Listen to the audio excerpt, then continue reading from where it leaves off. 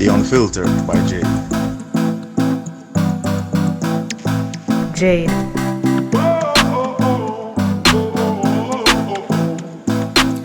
Welcome to The Unfiltered by Jade, where we educate, empower, and entertain. Feel free to like, share, subscribe, download, donate, and make everybody know about this.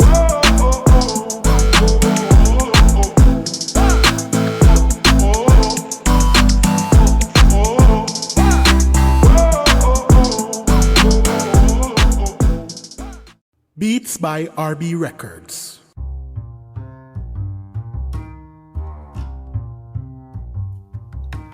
Shopping assistance, your style, your budget. Our services include online and local shopping for individuals and businesses, personal shopping, purchasing of company and office supplies, importing and exporting small packages across Jamaica and worldwide, and helping you find unique gifts and items for all events and occasions. Contact us at 876-919-5195 or shoppingassistance2015@gmail.com. Shopping Assistance, your style, your budget. Welcome back to The Unfiltered by Jade. Today we have with us here Susan Borrego, and we are here to speak about white privilege. So Susan is a former university president. She's a consultant, a professor, a senior research associate, TEDx speaker, keynote speaker, DEI strategist. She is a lot of fun, I can tell you. And she's a Motown music fan. So that's the fun side of Sue. Everything about Sue right here that you need. Hi, Susan. How are you? Good morning. I'm great. It's nice to be here with you today. And this is such an important moment to be talking about this topic. Yes. I couldn't have anybody else but you to do this. Well, thank you. I'm excited to be here. Yes. So, Susan, let's jump into it first. How would you define white privilege, and what are some common misconceptions about it? Well, Peggy McIntosh introduced the concept of white privilege in the late 80s. I think the paper was around 1989. And she talked about an invisible, weightless backpack that was filled with maps and codes and tools, and that it were unearned assets, unearned benefits. And for many white folks, the unconscious assumptions about what is normal, what is average, it's almost like we're at the center of what we measure to.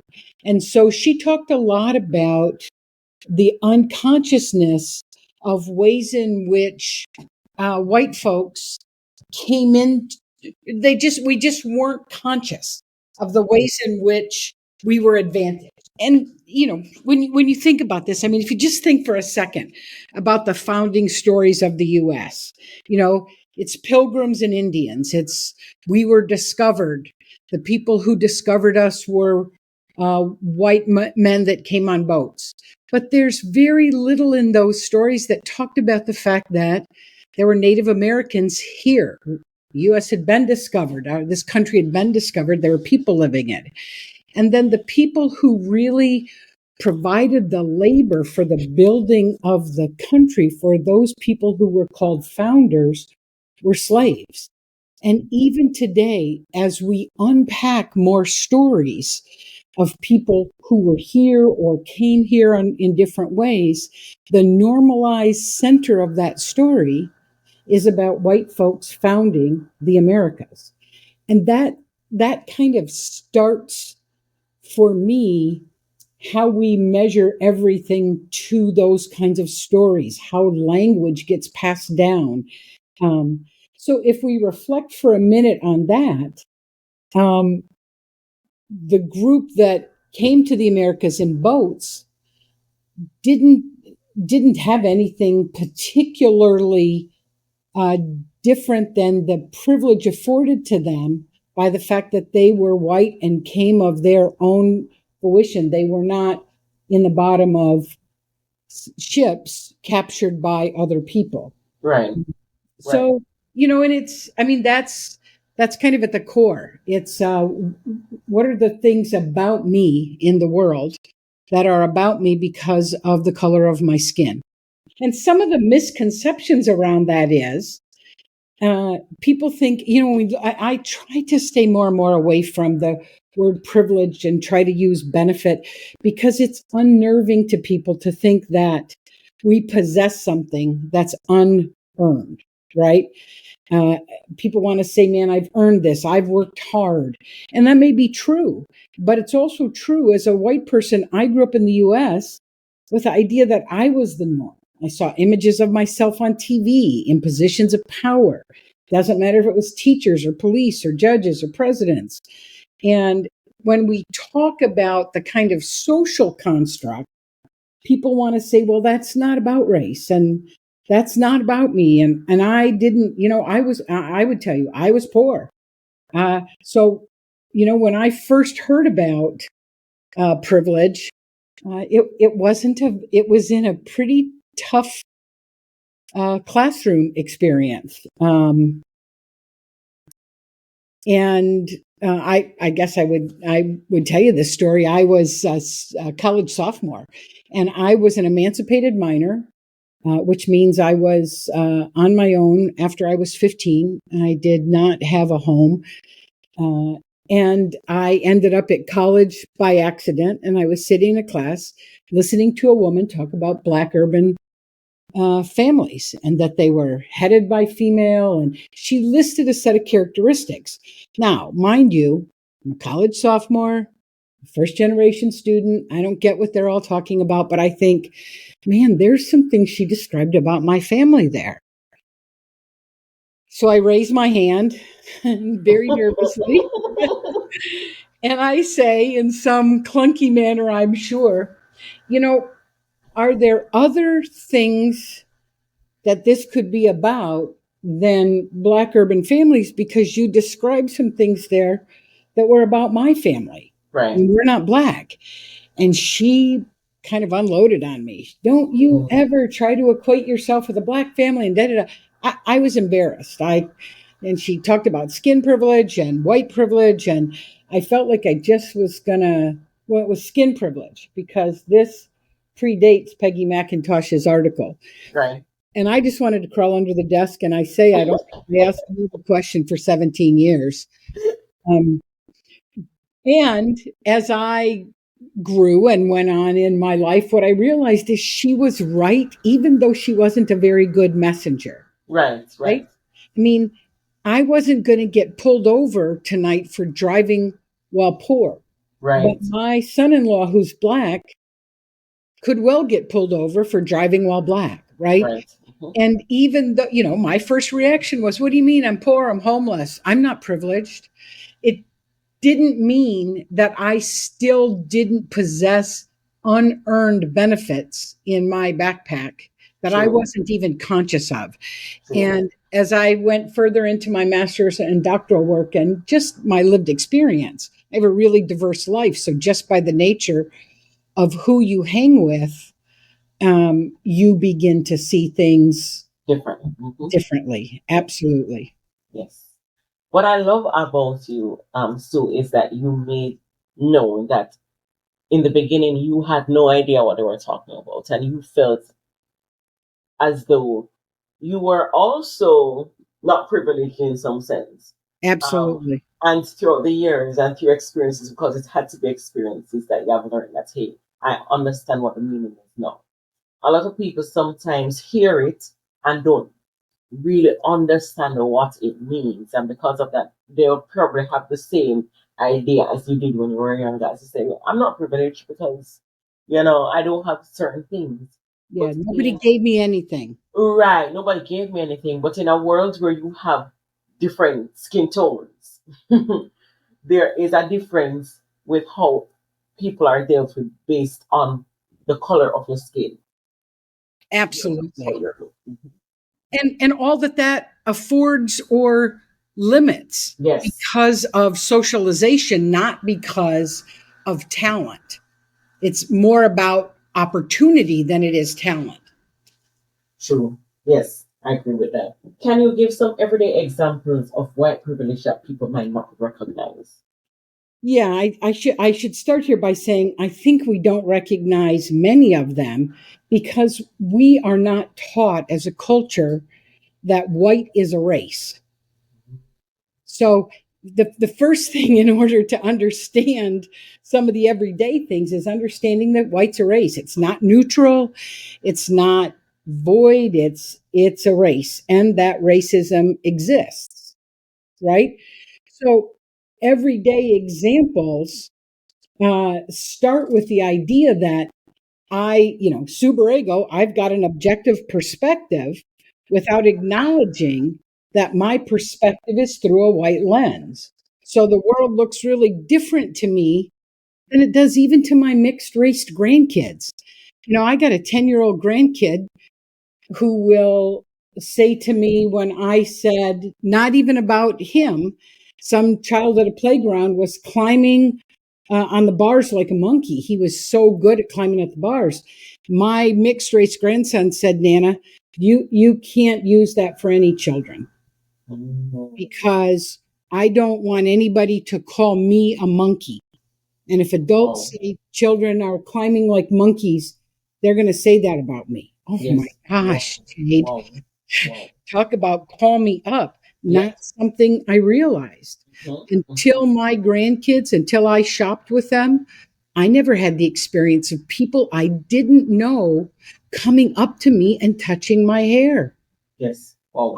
Strangers will come up to us in a market and touch one of these kids' hair. They now even sometimes will wear "Don't Touch My Hair" t-shirts. I mean, whether it's who we see on the media, pictures on the TV. I mean, we are getting increasingly diverse with the pictures, but not enough yet to have tipped the balance at all. True. So everyday kinds of examples have to do with how we identify what the norm is. I'll tell you another one that was a bit of a heartbreak. My granddaughter was 3, again, mixed. She had very natural, beautiful hair. She wanted her mom to blow it dry to see how long it was. 3 years old. She comes out of the bathroom shaking her hair and says, Nana, look, I have princess hair. By 3 years old, that child had enough images around her that she knew that straight, flowy hair was princess hair, and her everyday, beautiful, natural hair didn't equal princess hair. Yeah. It's because it's what we see. It's what we see, and that's in everyday, before Target had cards for Black families, every Black child who bought a Mother's Day card had to buy one that looked like a white mother. True.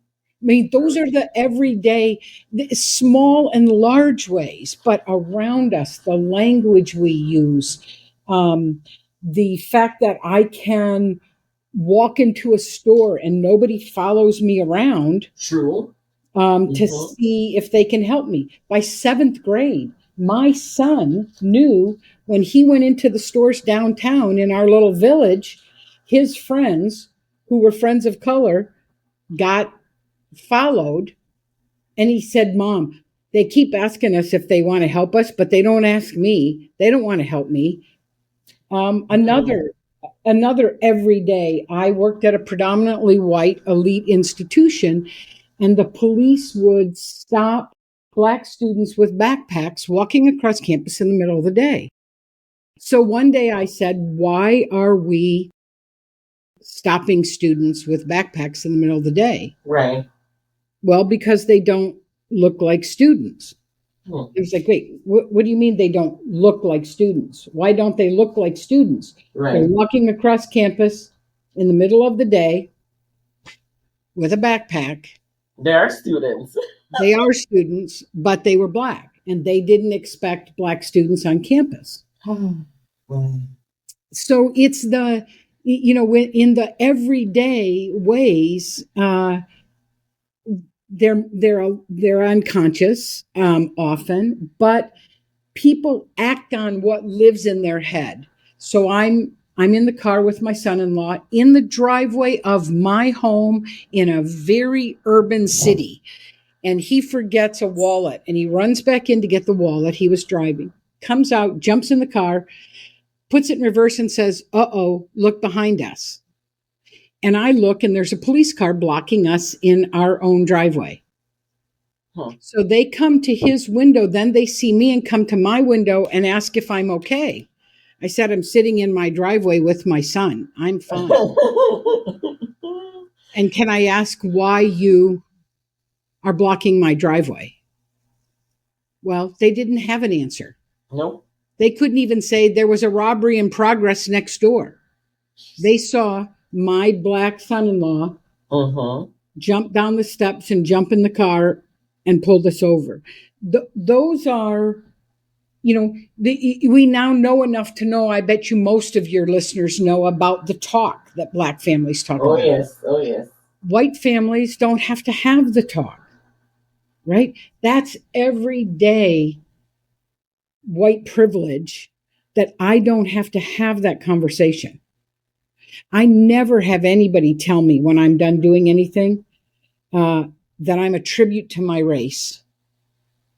And see, those are things that are drip, drip, drip. What does that mean? If I say to a black student they're a tribute to their race because they just did some remarkable thing, are you kidding me? I mean, we're in 2024. We've got to get better at this. There's a great article called "The Daily Effects of White Privilege." If your listeners want to look for more of that, or I can send you. But those are some of the everyday, and they go on and on. I mean, and, I've worked 30 years on campuses. Students tell you about walking in to an office and somebody thinks they're a staff member because we wouldn't have a student of color, or they, like I said, they get stopped, or there's something written on a bulletin board. My 6th grade grandson, they started playing games at school, and he came home and he said, I don't think this is right. They're bringing me erasers that are monkeys. They asked me to play a game, and would I be the slave? And those are 6th graders in blue ribbon schools. You can't tell me they came to school as a 6th grader thinking that they were going to ask the black kid to be the slave. Like somehow that was normal. That was normal. Right. They made it seem normal, though. Right. And this is exactly why we ought not to be banning books in elementary schools. The books of other stories, but we can get into that later. The fact that many of the stories that we tell our children and our college students and our high school students that are centered with largely white heroes, white families, are part of what led to this kind of blanket notion. I know when I use the word white supremacy, people think of hoods. I'm thinking about a culture in which everything around is factored, is measured by whiteness, and everything else is other. That means that white is supreme. And there's been work done. I mean, we've been making some progress slowly, but this backlash right now in the whole anti-DEI stuff that we might talk about later, I think is destructive and detrimental to more just and equitable communities. I saw a quote in terms of white privilege, and it was saying, privilege tends to cut those with privilege off from direct knowledge of and experience with minority perspectives. Yep. So people who are privileged more so sometimes cannot understand what it is for someone who is not right privileged, what they're going through. And it's hard for them to understand because they have, whether they like it or not, Right. unconscious privilege of their life. And sometimes it becomes microaggressive behavior towards people without them even realizing what they're doing. And sometimes they even have non-verbal microaggression towards us. Oh, Just by some small things. Because I've been places before and with my family, and we go sit down, and I've seen some white people come and they look around and they see us there and they move away from us. Or it is that, yes, or it is that we have been out and white people say that we're sitting beside them and they get up and find somewhere else. So, Jay, I working with college, particularly young men of color. mm-hmm. I have two. One morning, a young man who was at Caltech, brilliant scholar, came into my office and he said to me, I had the most amazing experience last night. I'm like, oh, what happened? He said, I was at the day and night teller at the bank and I got my money. And when I turned around to walk away, there was a white pregnant woman standing there. And she said, have a good evening. And I was like, what? Why is that the most amazing experience? Mm-hmm. He looked at me like I was a little bit, you mean you don't get this? He looked at me and he said, do you know that white pregnant women standing in line at a bank never talk to me? Oh, he was 21 years old. Another young man talked about, we were in a class and as he began to unpack what racism meant, he saw things he didn't used to see. And he came in and he said, I parked my car and got out of the car and started down the street. And there were two women walking down the street. They looked like a mother-daughter. And the one on the outside near the street had a purse on her shoulder. And as I started to walk down the sidewalk, she took the purse off her shoulder and put it on the shoulder between the two of them. So what you're just describing, I want our listeners to think, imagine sitting in a space where you're conscious enough because of the years of experience you've experienced it to feel like the people sitting next to you just got up and moved because of your race. Oh, yeah. I mean, I gotta believe that more of this is about unconscious, unexamined assumptions in people's heads, and that they're not really mean and spiteful, but they don't understand that racism isn't an act of meanness about somebody or towards somebody only. It's about the systemic assumptions, the world you create about who counts and who doesn't, based on how you act. There has to be some systematic change. Yes. In terms of how things are done and things are approached, because you're always going to have this issue where it is that people are not going to see people as equals. Right. We're going to continue seeing people as better than, which is going to continue to create issues in our society. That's right.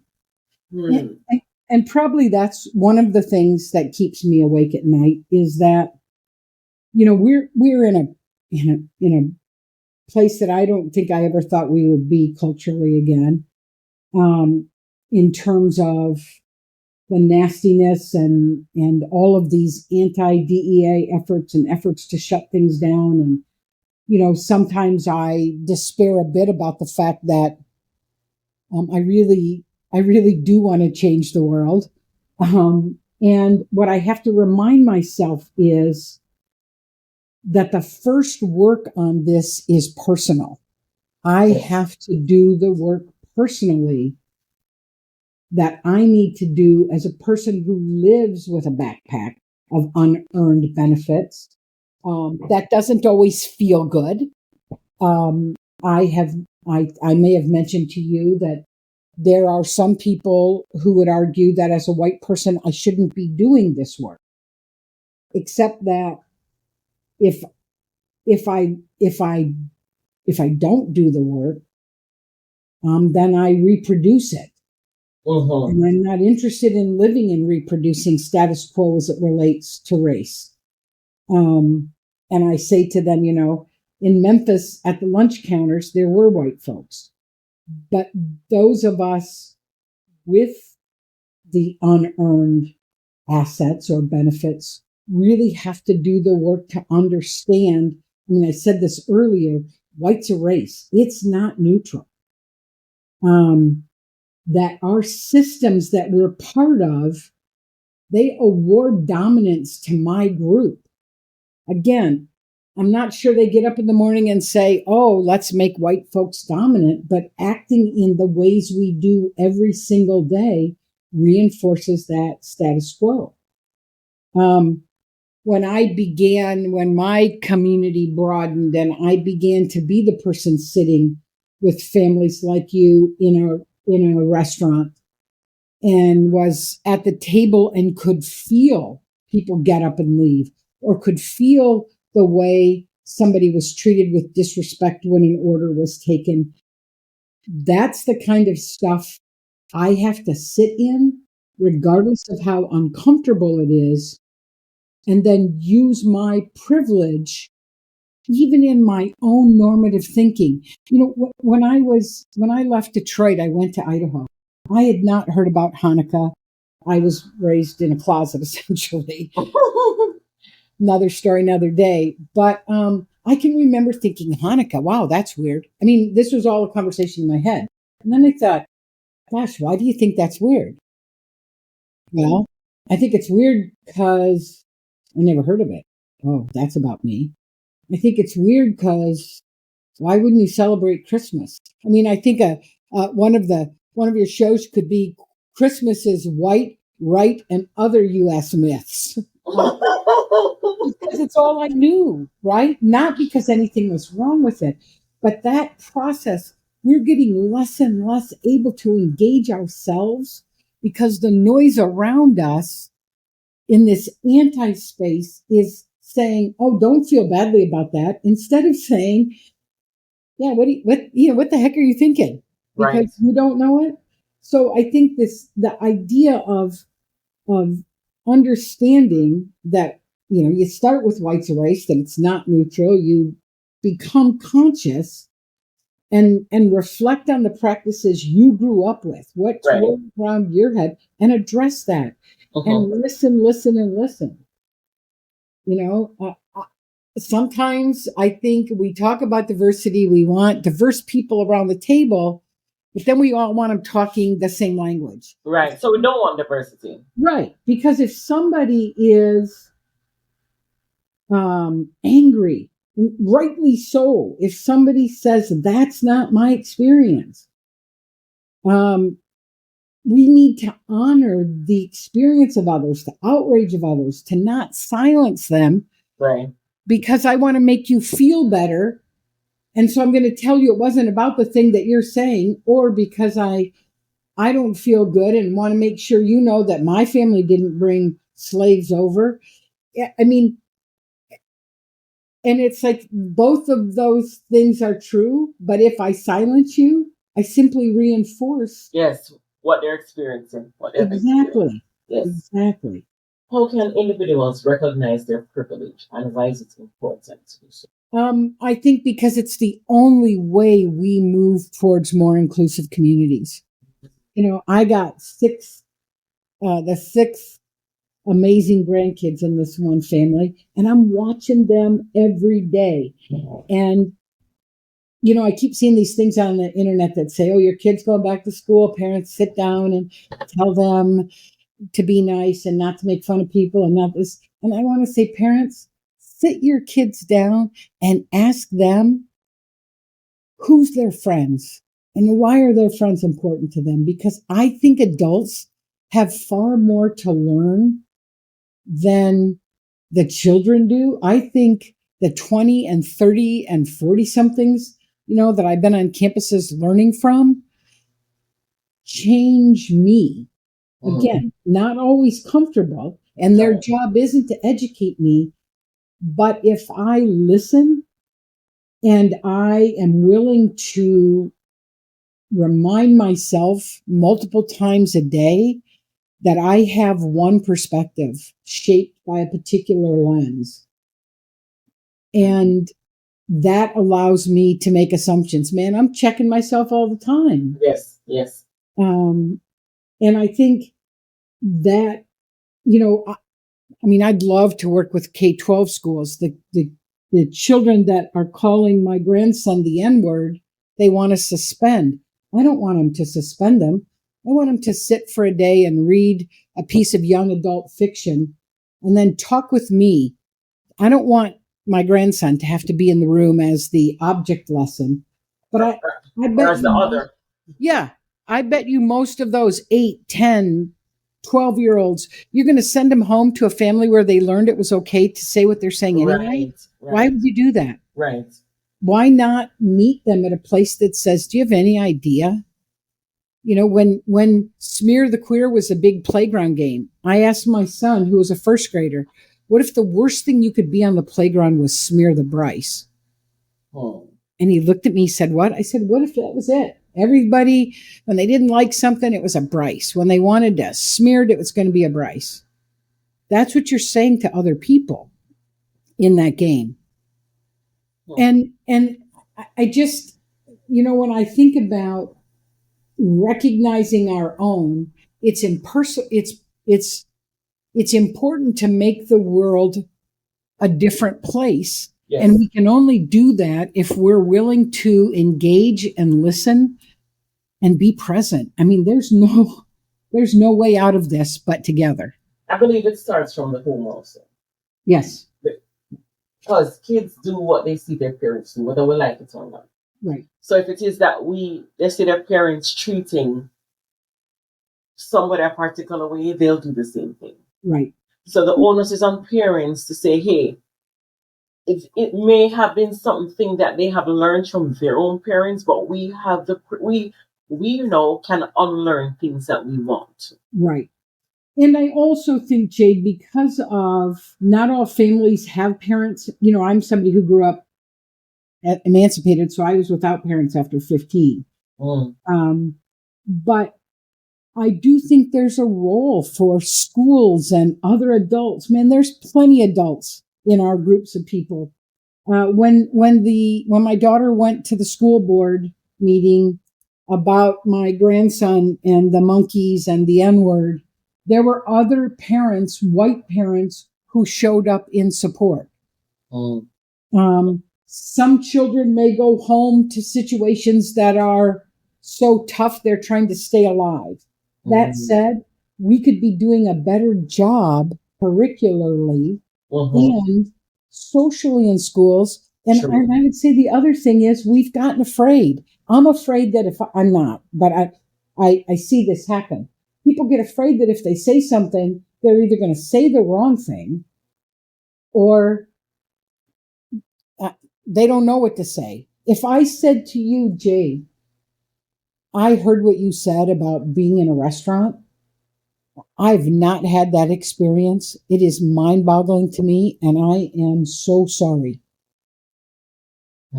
Yeah. You're not expecting more of me. I wasn't there. Right. Then I go away, and I say to my kids tonight, I talked to a friend today who told me this happened, and it's something we've got to be aware of. Yes. And make sure that we aren't doing that. Yes.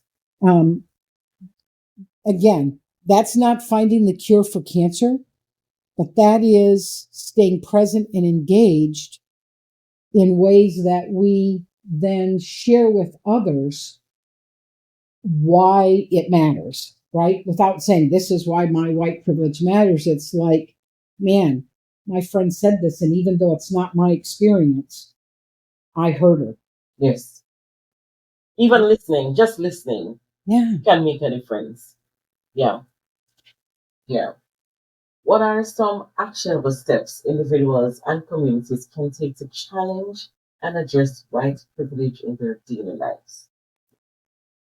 So the first actionable one is to make yourself aware, is to do the work you need to do, your own self to broaden your understanding. The number of conversations I've been in with neighbors when I lived in other places about the fact that they were convinced that white privilege wasn't a thing. And we sat in the driveway after mowing the lawn talking about white privilege. My partner's always surprised by those kinds of conversations. I was at a lumberyard picking up some stuff for my house, and the young man who works there said to me, when he found out I worked at a university, he went into the whole snowflake thing, and we got in this big conversation. We spent 45 minutes in a conversation about what it meant for me to live trying to make the world more inclusive. And why would he think that was snowflake? So that being present, staying in it, and in whatever your sphere of influence is, you can't sit at the table and have somebody talking trash and be silent and think you're going to make it different. True. So one of the ways are to be that person, and it's hard. I mean, the first time, your heart might pound a little. You might not think you have the same words. Even if all you can say is, this conversation makes me really uncomfortable, and I'm opting out here. That's a start, right? And then when you're looking at, sphere of influence again. So I was a university administrator. What are the ways in which my department, division, university operates? Who do I tag for whom I want to invest in? Who do we hire? Who do we promote? Are any of us paying attention to the fact that we've got somebody we hired internationally who has a different communication pattern, and different is not bad, but because it doesn't meet ours. I've got some employees that I would tell you they don't have a BS meter. So they're not going to BS in a conversation with me. They're not being mean. They're being direct. And they think they're getting right to the problem and solving the problem. And then what? I'm going to penalize them because their style is different. So when you look at your sphere of influence, what are the things you do influence? Sure. When you're taking a group of kids to school, maybe is somebody talking to somebody in the back seat in a way that they shouldn't. If you're in a hiring organization, this is not just our workspaces, it's our churches, it's our friend groups, it's families and parents. There is work to be done all around us if we are committed to building a more inclusive environment. And if it's, I would say to you today that my TEDx talk on understanding my privilege, understanding isn't enough. No. Today it would be, how do I build more inclusivity? How do I act on what I now know, right? Another way you can practice every day is, what are the things you surround yourself with? What do the pictures in your offices say? What do the pictures down the hallway say? How many people have been at colleges or universities where the president's row are all white men, right? What kind of artwork are we pursuing on our campuses or in our offices? Where are we getting other perspectives and multiple voices? This is the one that worries me about book banning, because over the last 20 years, juvenile fiction and children's books, there's been an intentional effort to make sure more families see themselves. And we've got people sitting outside our school districts that say, if you're going to tell a story about a little child of color that makes my white child feel bad, then that book's gone. This is the piece that, at its core, this work is about justice. And this anti-DEI movement that's happening right now is noisy and not accurate, and they're putting it under the guise of parental rights. Nobody is putting in children's books with children of color so that your white child goes home and feels badly. In some schools right now that have banned talking about race, I could talk about the baseball player, Jackie Robinson, breaking the color barrier. But I couldn't talk about what the color barrier was or why it was. Wow. I think this idea of stripping away the stories of others, just as we have been expanding progress to include the stories of others, is really destructive. I mean, Tulsa, Oklahoma was not in most of the